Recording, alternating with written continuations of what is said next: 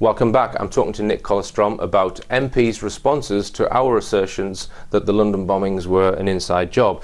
Now, one of the MPs sent these documents to the BBC, and we've got a response from the BBC from the highest level, it seems. Well, if we could first just focus on what Andrew George says, because I think it's really encouraging when you get a reply from an MP about how they're keeping an open mind on this subject, because that's what we want. We want open minds prepared to look at the evidence.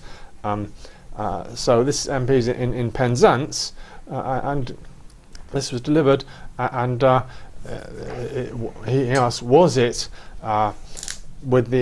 carried out involving the connivance of the BBC, British authorities and intelligence and Mossad?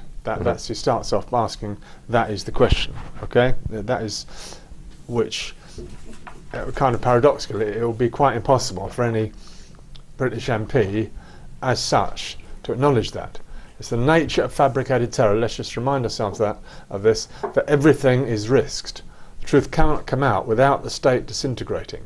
The integrity of the state rests upon this lie. That is the terrible ultimate issue which is at stake, okay? So what does the MP reply?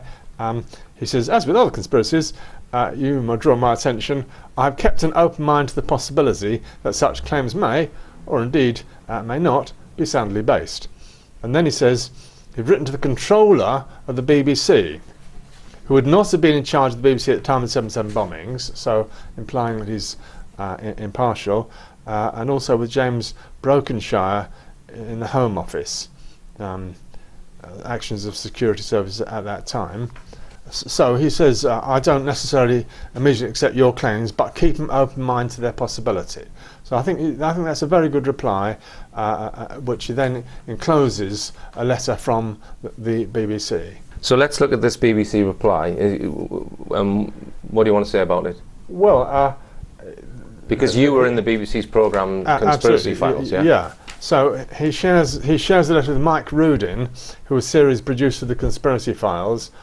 I mean, as far as I'm concerned, Mike Rudin is a real liar from hell, and he will compromise the people working with him and absolutely lie to them. That's what they did with me as a condition of getting me onto that programme and of interviewing me and cutting out absolutely everything, all the hours of intelligent dialogue we had, and just trapping me into a situation where I looked ridiculous, breaking all the solemn assurances and promises that they'd given to me, whereby I came onto that BBC programme in the first place. So Mike Rudin then gives some comments about whether conspiracy programmes are of value, and why he thinks the inquest story is okay, and also why he doesn't why they dismiss my view of the programme. I mean, I'd just like to point out at this stage, Nick, that for viewers who are maybe scratching their heads a bit, there has been no court which has properly evaluated any of the evidence of 7/7. Yeah, no we've got the inquest with Hallett. There have been several rather strange hearings in which citizens gave evidence and testified as if they assumed or believed that somebody would evaluate their evidence. You know, to make the people in London feel that they've been listened to. That's what's happened. MPs that have sent their constituents' concerns to government have ended up with this guy, James Brokenshire, who's the security minister. And all he's done is referred the MPs and the constituents to the inquest, the transcript of the inquest. Now just tell us why that's flawed. The inquest itself. Lady Justice Hallett concluded that there had been unlawful killing, a verdict of unlawful killing, which was kind of fairly fatuous comment, and she couldn't do the one thing that an inquest is supposed to do, namely ascertain the cause of death. So what was it all about if she couldn't ascertain that, because there hadn't been no post-mortems, and she was basically just there to accept and reaffirm that everything had been as the government said it had been. So before any evidence had been given, the inquest is assuming that these 4 men actually carried out the bombings. Is that true to say? Yes, that the whole framework was without that being assumed or questioned, and families of those 4 were obviously not allowed to participate in the event at all. So she says here, the coroner concluded in paragraph 7, page 2 of her Rule 43 report that I can say without a shadow of a doubt that the 4 men who detonated the bombs and therefore murdered 52 innocent people were Mohammed Sadiq Khan, Shazad Tanweer, Jermaine Lindsay and Hasib Hussain. So how can she say that without a shadow of a doubt they did it when no evidence has been presented in a proper court environment where you've got defence and prosecution examining, cross-examining witnesses, etc. Exactly. How can she make that statement, Nick? Exactly. All the evidence given was in a format that you just had a smarmy lawyer saying, well, thank you, you know. Okay, right, let's move on. Next one, please. There was... so the inquest was not to test the guilt of the people who have been alleged to do it. I'll give you an example. 18 Alexandra Grove, so-called bomb factory, right? They're supposed to be loading up their car the night before, on the 6th or early in the morning of July the 7th, and the lady who said she was opposite testified to all 4 of them getting into a car. Okay, oh yeah, so yeah, so now they can't possibly be in all 4 because Jermaine Lindsay joined them at Aylesbury, right? Right. So the inquest tried to get her to change the story. Are you quite sure it's 4? Yes, that's all 4. And they couldn't get her to change the story. So her testimony wrecked their narrative because it was quite obviously impossible and untruthful, having 4 people in a car setting off that early morning. The four. But there was no lawyer for the defence to point that out. That was just left to people like you and me to point that out. And we had a weirdly docile, credulous British media who do not want to question that at all, who will just accept anything, apparently, of the story. Now, I think what you're trying to say, Nick, is summed up by this viewer of Richplanet who he sent the documentation to Gordon Brown, of all people, and Gordon Brown, to his credit, he passed it on to the counter-terrorism people, and they got a response from DCS Tom Manson, okay, now, which is pretty lame, to be honest. It's on the website if you want to have a look at it. But this Richplanet viewer then replied to DCS Tom Manson, and in it he says, can I ask you, hypothetically speaking, if someone has committed murder, would it be acceptable for them to choose who they wanted as a judge, who the prosecutor was, who made up the jury, what witnesses should be called, and what evidence should be made available, as well as being allowed to destroy the crime scene and murder weapons before the trial? Would you find this acceptable? If it was to occur, would you imagine that the accused would be found innocent by palming the blame onto someone else? So that sums it up quite well for me. That's essentially what they've done with this phony inquest. Yeah. Okay. Now, let's just... I mean, it was a massive operation with hundreds of witnesses. And by the way, it's all still out there on the web. They did put it all up on the web for their credit. Right. But there was no evaluation. I mean, there was brilliant work done by the J7 team, July 7 Truth Committee, putting their criteria and evaluation of the inquest. But there was no trace of intelligent life from the British media as regards commenting on it. Right. I mean, I found that the weirdest thing. Right. And do the British people believe it, right? You might want to answer that question. Do the British people believe what they're told at the inquest? And the only way I found of ascertaining that was right at the end, the closure of the inquest. The independent newspaper had a report on the closure in which Lady Justice Harriet had a slightly amusing dismissal of conspiracy theories. Right. And they allowed comments. So that was the only post I could see in a British newspaper where comments could be allowed about this inquest. And nearly all of them were sceptical of what had been done at this inquest. And now you may say, well, that's not much to go on, but it's all I could find about whether the British media actually believe that big 4-month inquest. Okay, well, let's look at some of these blind rebuttals, as I have called them. The first one, and this, I think this is the best one, if the best one, is from this is from David Jones MP.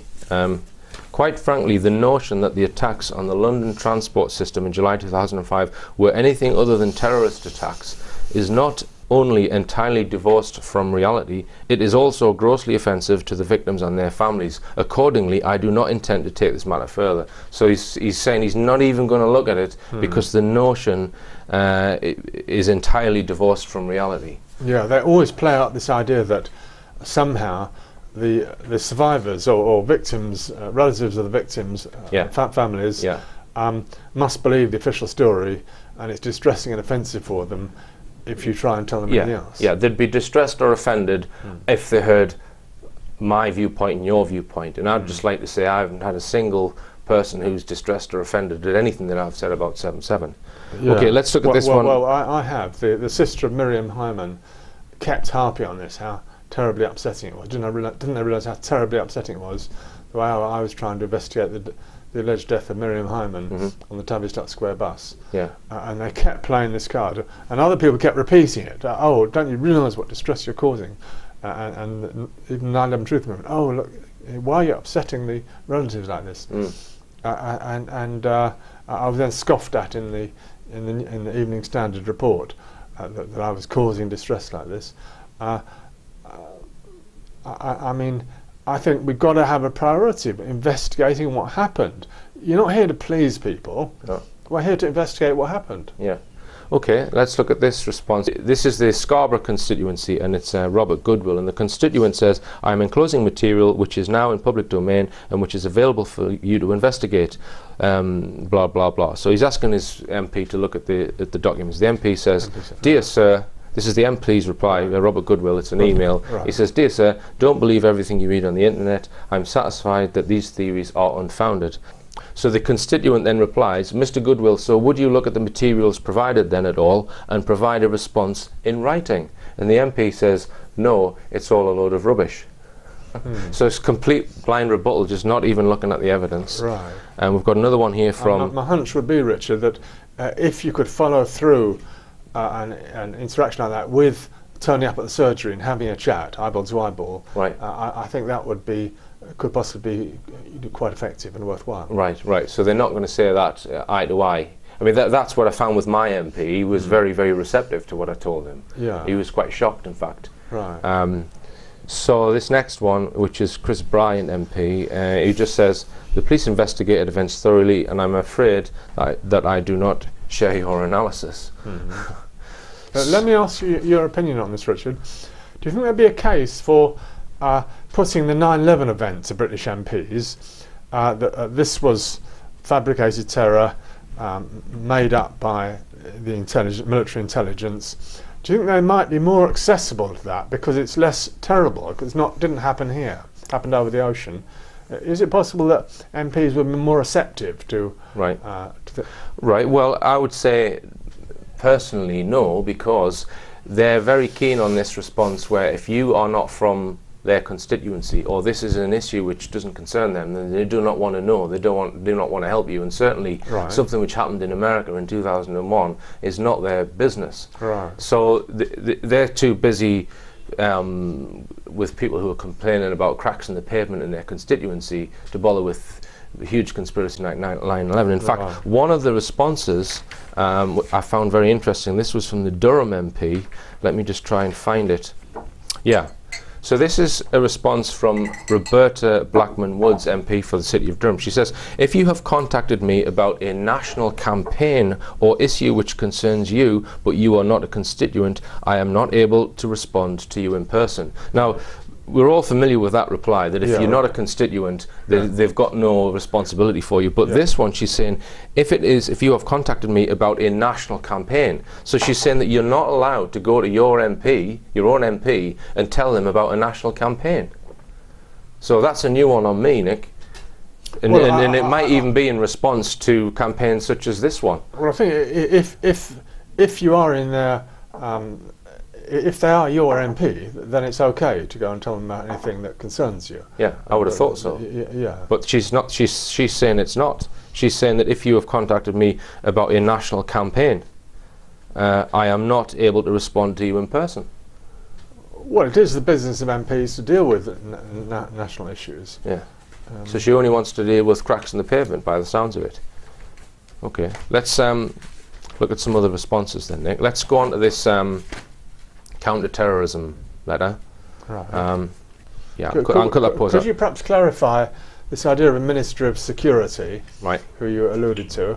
This is a new and very bizarre idea, isn't it, of a Minister of Security? What does that mean? Many of the responses which went to the government ended up with Security Minister James Brokenshire, and he has responded by referring people to the coroner's inquest. It says here about Brokenshire, Mr. Brokenshire led the closure of the UK's forensic science service with the loss of over 2,000 jobs, which included skills forensics research scientists, many of whom have left the profession. So the Security Minister is closing down the forensic science unit. It's interesting. Can I just look at this one from Gordon Brown, because I think there was apparently, when the constituent went to Gordon Brown with their documents, one of the assistants in Gordon Brown's office was promptly sacked. The constituent suspects that it was in relation to this issue. The other interesting thing to note is that very nice lady Rachel, who was dealing with this, has since been sacked. They wouldn't tell me why, but I can guess why. Okay, so Gordon Brown's office sent the documents to DC Tom Manson, or sorry, the head of operational support with the Counter-Terrorism Command. Now let me just show you this diagram. This is the Met Police, and we can put this on the screen. The top guy at the moment is Bernard Hogan Howe. He's the commissioner. Below him is Assistant Commissioner Cressida Dick, Special Operations. We'll come on to her. And below her is Commander Richard Walton. He's the head of SO15 Counter-Terrorism Command. Now I think that group replaced Special Branch, is that right, Nick? Yeah, it's important to appreciate this absurd Blairite concept of counter-terror command emerged in the wake of the London bombings, and it replaced the world-renowned Special Branch, which had been around for a century or so, and an excellent reputation for solving crime, and